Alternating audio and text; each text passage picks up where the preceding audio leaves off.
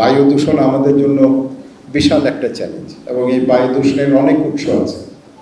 আপনি রান্নাঘরে কিভাবে আপনার রান্না হচ্ছে সেটাও কিন্তু আমার বায়ু দূষণের উপরে একটা প্রভাব ফেলে। এবং সবচেয়ে বেশি আমাদের যে চ্যালেঞ্জটা হচ্ছে সেটা হচ্ছে বিহেভিয়ার পরিবর্তন, মানে আমার বিহেভিয়ারাল চেঞ্জ যেটা আমি বলি। কারণ আমরা অনেক কিছুতে অভ্যস্ত। এই যে আমরা একবার ব্যবহারযোগ্য প্লাস্টিক আমরা ধরে নিচ্ছি, আমি এখানে যখন পানি আনছিলাম বলছি না এখানে প্লাস্টিকের বটল নিয়ে আসবেন, আমরা এত এটার উপরে ইউজ টু হয়ে গেলাম। কেন, এক সময় তো এগুলো ছিল না, তখন কি আমাদের জীবন চলে নাই? বিভিন্ন ফোরাম আমার আলাপ হয়, আপনারা বিভিন্ন জায়গা থেকে কাজ করছেন, তবে সেটাকেও সংগঠিত করা দরকার, সবাইকে এক মঞ্চে নিয়ে আসা দরকার। কয়েকদিন আগে আমাদের মাননীয় প্রধানমন্ত্রী যখন অ্যাডাপ্টেশন বা অভিযোজন নিয়ে আমাদের একটা জাতিসংঘের একটা কনফারেন্স হলো, তিনি সেখানে একটা ঘোষণা দিলেন যে বাংলাদেশ ক্লাইমেট ডেভেলপমেন্ট পার্টনারশিপ, অর্থাৎ আমাদের যত উন্নয়ন সহযোগী আছে, যত ডেভেলপমেন্ট পার্টনার আছে, সবাইকে আমরা এক মঞ্চে নিয়ে আসছি। সো এটা কিন্তু এখন সারা বিশ্বে এটাই হচ্ছে ট্রেন্ড। সরকার এককভাবে কিছু পারবে না, সবাইকে নিয়ে করতে হবে। হয়তো আমরা নীতির ক্ষেত্রে আমাদের যে রাজনৈতিক কমিটমেন্ট আছে সেটার প্রেক্ষাপটে আমরা হয়তো কিছু বলতে পারি, বা আমাদের যে নির্বাচনী ইশতেহার আছে, কারণ কত বড় একটা কাজ আপনারা এখানে করেছেন যে নির্বাচনী ইশতেহারে আপনাদের কথাগুলোর একটা প্রতিফলন ঘটলো।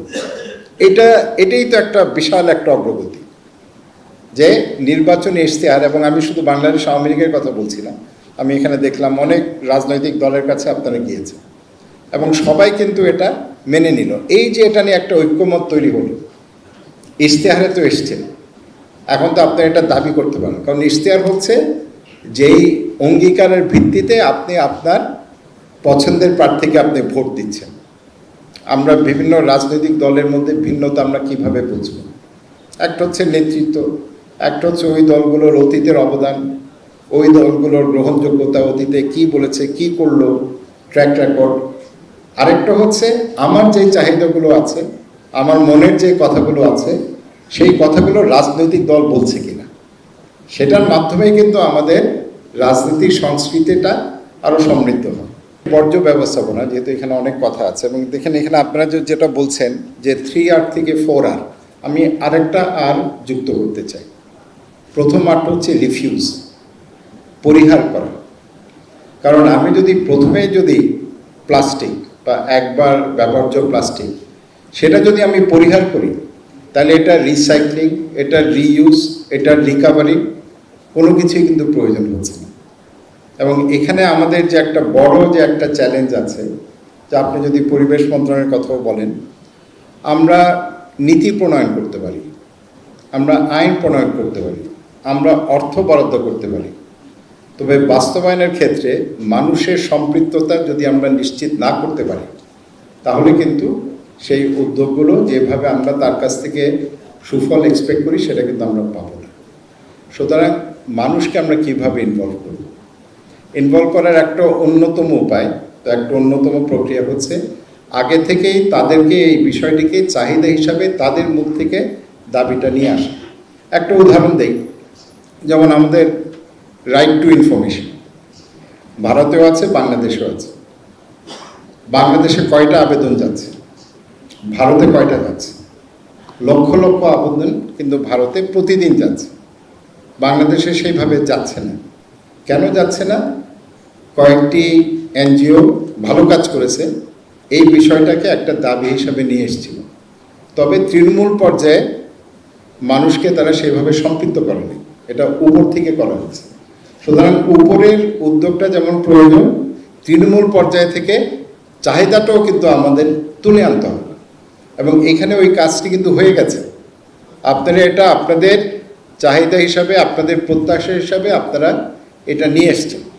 সুতরাং এখন আপনাদের কাজ হচ্ছে, একটা হচ্ছে বাস্তবায়ন, আরেকটা হচ্ছে বাস্তবায়নটা কার্যকরভাবে বা সঠিকভাবে হচ্ছে কিনা। সুতরাং এখন কিন্তু আপনাদের দায়িত্বটা ভিন্ন।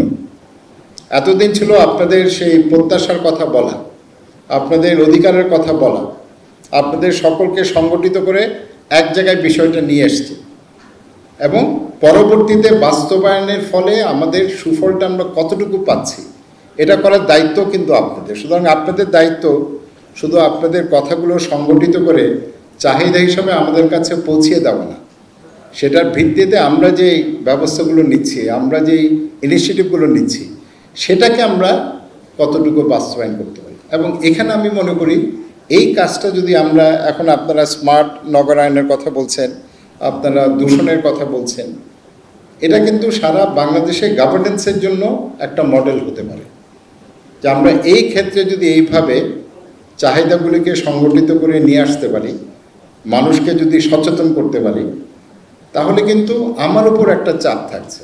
আমি একজন সংসদ সদস্য হিসাবে আমি কতটুকু আমার যে প্রতিশ্রুতি আছে সেটা অনুযায়ী আমি কাজ করলাম, এবং এইভাবেই কিন্তু গণতন্ত্র শক্তিশালী হয়, যে একটা জবাবদিহিতা, একটা চেক অ্যান্ড ব্যালেন্স। আমরা বড় আকারে যখন চেক অ্যান্ড ব্যালেন্সের কথা বলি, তখন আমরা বলি আমাদের সংসদ আছে, আমাদের স্থায়ী কমিটি আছে, আমাদের বিচার বিভাগ আছে, এবং আমাদের এক্সিকিউটিভ আছে।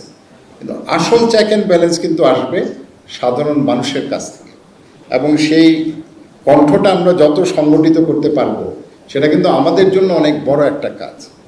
কারণ আমাদের কাজটা কি? আমাদের কাজটা হচ্ছে চাহিদা অনুযায়ী আমরা যেন আমাদের সকল পরিকল্পনা আমরা সম্পূর্ণ করতে পারি।